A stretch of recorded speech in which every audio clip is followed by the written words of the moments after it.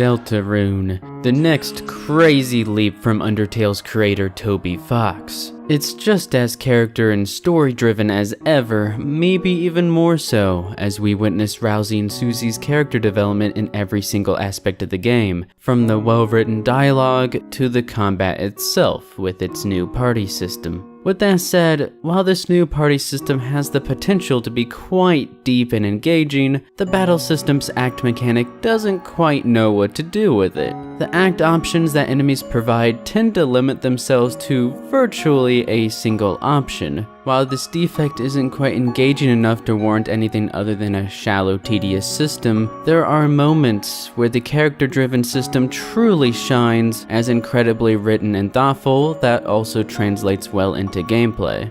And, of course, with such a heavy emphasis on characters and story, there were moments where certain characters were woefully underdeveloped from improper pacing. So, let's discuss the battle system's act mechanic, where it falls flat as an underwhelming system, but also where it shines as bright as the North Star. Even though Deltarune and Undertale don't take place in the same universe, there's a clear foundation that was laid from Undertale's underlying systems. Undertale's battle system was key for the game, as a turn-based bullet hell hybrid that not only led you to take completely different routes, but also to interact with the enemies, trying to find and exploit their soft spots in their personalities. Deltarune doesn't focus nearly as much on enemy personality, and instead puts the focus on the playable characters' personalities. Because of this, Deltarune's battle system is not a direct improvement over its predecessor, it's just different. The focus was shifted. Even though there are 3 main characters this time around, only Chris can act, which triggers actions specific to the enemies. This is where the enemy personality deviates away from what made Undertale's pacifist route so engaging. While both games have a single option for exploiting enemies through actions, Undertale had some options that didn't work. These additional options told us more about their personalities and allowed us to figure out what the potential best option was to exploit their character flaw, so to speak. Deltarune removes this feature. Acting is no longer a game, it's simply the required option if you're aiming for the peaceful route. The majority of enemies are as simple as act the only option available with Chris, and then spare with Ralsei on the same turn. Let's demonstrate with Hathy. Chris acts with Flatter, and then Ralsei spares. That's the end of the battle. If you've noticed, Hathy also has an X-Flatter option that involves Ralsei. This takes both Chris and Ralsei's turns and puts every Hathy into a spare state rather than only one. However, this doesn't save any time. For a group of 3, it takes 3 turns regardless. For a group of 2, it takes 2. It's a redundant option. An extra option, yes, but it's still the same action with no extra strategy or pros and cons. Rapid is the exact same with its blow on and breathe all actions, disguised as tapping the button to blow. Yes, the gameplay is unique to this enemy and its personality, which is great, but the options still limit our interactions and overall attachment to these Rapics. We're not given enough options to really explore their unique quips and personalities. Jigsawy's Befriend, Bloxer's Rearrange, and Ruden's Convince all suffer from the exact same problem. They're all a one-stop shop kind of enemy that can't seem to differentiate themselves mechanically, so they end up bogging down the combat as shallow encounters meant to pad out the game. However, if you've noticed, Ruden has a second option called Lecture. This will put the Ruden into a tired state. What this means is that we can use Ralsei's unique spell called Pacify to spare it. It's basically spare, but with a different trigger. And despite Ralsei's Pacify being mentioned through dialogue and contributing to certain story beats, it's not involved for any of the enemies that we've covered, except for Ruden. And then we encounter Pawn Man. Pawn Man is odd. While one would expect the Goodnight action to set the Pawn Man to a tired state so we can pacify same turn, it doesn't. It's just another spare state. Which is a bummer, since if you think about the consequence of a pacify-only enemy, we would have to wait out a turn by defending so we can gain enough TP for pacify. That would be different, would give us more turns with the bullet hell aspects, which are as amazing as ever by the way, and would reward players who think that Goodnight should result in a tired state. Pawn Man's Lullaby action is the all option, however, this time it's a mix of tired and spare, so just choose the correct one?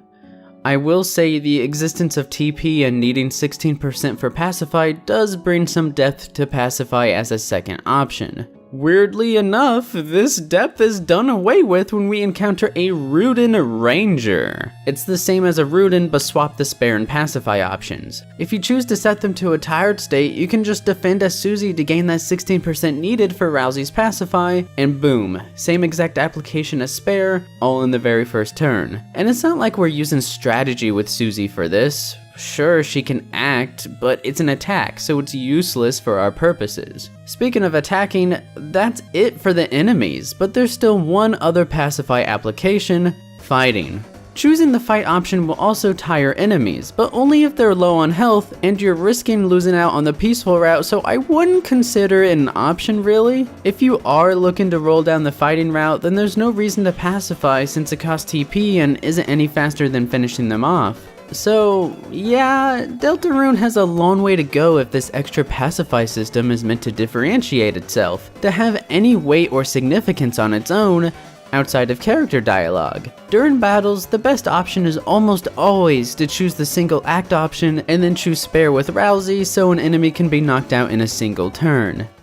Of course, there are the special cases, where the more character-driven act system does shine quite brilliantly. So let's draw our attention to Lancer, one of the fleshed out main characters. Lancer's bike is on fire because he's too young for a motorcycle. This doesn't prove anything, I just thought it was hilarious. Lancer's complement option only works the first time, and then the second time actually reverses the benefit. It's simple but unique and designated to a one-off, very brief encounter. The Susie and Lancer encounter allows us to experiment and put Susie to sleep while trying to convince Lancer to like us. Not only that, but trying to pacify sleeping Susie will cause Lancer to block it, giving unique dialogue and text, the second time ending in a spared tire joke. Not only does this battle ooze with the personality that this game can often accomplish, but it does so in a way that completely complements the gameplay by giving us multiple options and ways to interact with the characters. Surprisingly enough, let's move to a normal enemy, the Head Hathi. Yes, the flirt and X-flirt actions are basically the same as flatter and X-flatter, but with one major difference. X-flatter involves Susie and causes a Head Hathi to awkwardly leave the battle.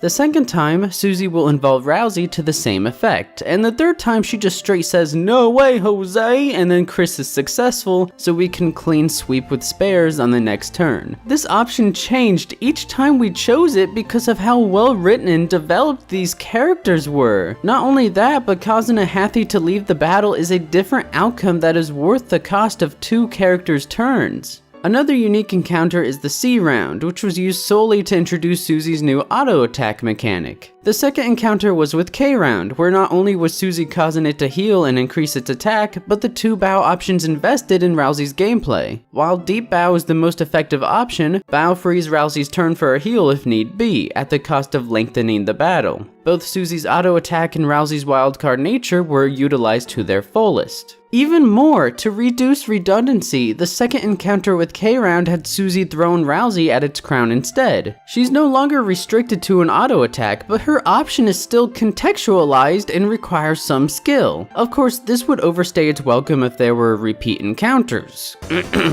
Bloxer. Cough. These C and K round battles complemented Susie and Ralsei's dynamic and was clearly used as a medium of conveying Susie's development through meaningful gameplay. The gameplay actually straight benefited from this dynamic. Now, as I've mentioned, before Susie handed her free will to us, she auto-attacked. While this weaved an interesting dynamic between the characters that they had to work around, it really just came down to pressing act and then warn as your first action for every single battle. It quickly became tedious from a gameplay standpoint. However, this mechanic of Susie's is the subject that spawns further conversations and events. It's not a trivial plot device. In fact, Susie tended to be a nuisance and only made situations worse, and this tedious warn mechanic accomplished this feeling without a doubt. The relief I felt when Susie joined Lancer, oh, a good riddance. She was a burden that was forced into our team due to the circumstances. Of course, this was conveyed so well via gameplay because the characters are so well written and constantly developing. So again, we can see the priority here, a character and story-driven game that oftentimes did, in fact, utilize the act system to its benefit, such as the several unique fights involving Lancer and the Warren action that was used quite well in conjunction with Susie's development and the game's overall pacing. But that isn't always the case. There's a clear shallowness in acting sparing the only enemy option we're given, and the pacify spell was virtually redundant with no clear purpose outside of dialogue.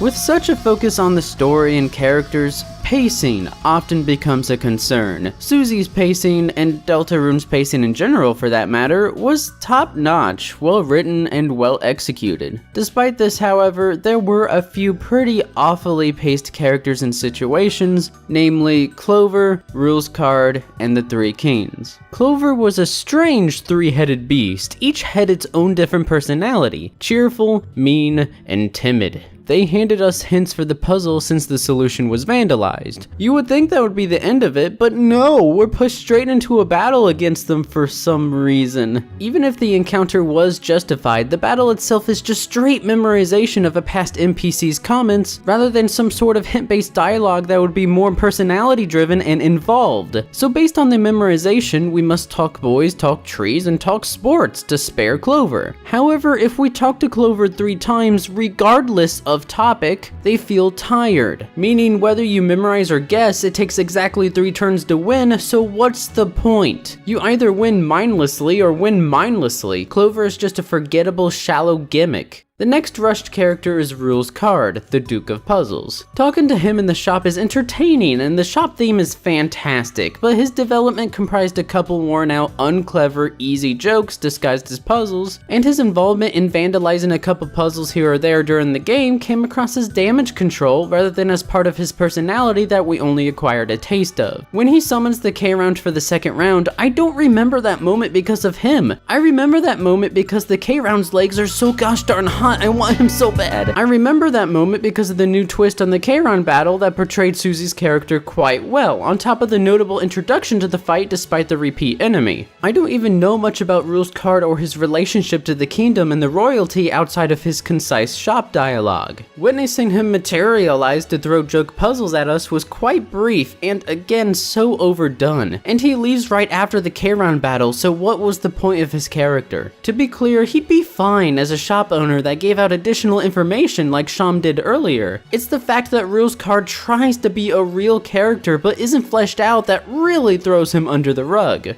Both Clover and Rule's Card felt shallow and rushed as a consequence of being squished into a tiny section of the chapter. Perhaps this is fixed in future chapters, but that's neither here nor there. It doesn't end there though. A key piece of the lore was also quite shocking. Talking to the first shop owner prompts some intriguing history. 4 kings of the card castle and a strange knight that arrived and locked 3 of them away, leaving the 4th to rule overall. So we have a strange knight that is pulling the strings and has the ability to create new dark fountains, and we have the Lightners and Darkners concepts such as the imbalance and the separation of worlds. There's a good amount of potential here, yet a key piece of information, the 3 kings, are just tossed in without a second thought. We don't seek them out for help or to restore balance. No, why would we want to take on the concern of saving the theoretically powerful kings? Why would we want to witness the kings as actual kings and not some pathetic throwaway side piece? Why would we want to think the strange knight is actually powerful? We should be concerned and scared of the knight's influence over the 4th king and Jevil, not this strange incident that was certainly unexpected and took me straight out of the plot.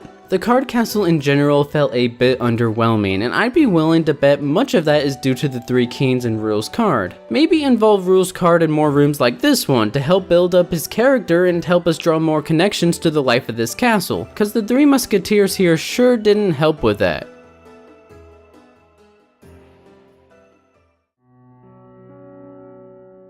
So yes, Deltarune thus far has some pacing issues, rushes a few characters, and subsides its act system for the non-unique fights. The main characters though are well written and thoroughly developed, so much so that the act system can generally be overlooked because, well, for one, the bullet hell aspects, and for 2, the unique fights where the characters are allowed to develop and use the gameplay to their advantage. However, this isn't always the case. The act system can be shallow, tedious, and follow a one-track mind kind of mentality. In fact, Toby has commented on how he thinks there's too much of a reliance on defend and how there's no longer any meaning behind having separate fight and act systems. And this is true. Deltarune's focus is on its story and developing Ralsei, Susie, and Lancer, who are constantly evolving and developing throughout the entire chapter. For that, it succeeds with flying colors, but ignoring its flaws won't benefit anyone. Thank you for watching. If you enjoyed this video, please consider liking and subscribing for future content. I release exhaustive critiques as well, so if you're into that, I may have something to your liking. I would like to thank my patrons for continuing to support me, and for anyone who takes the time to watch. You're all the best, and I hope you have a splendid day.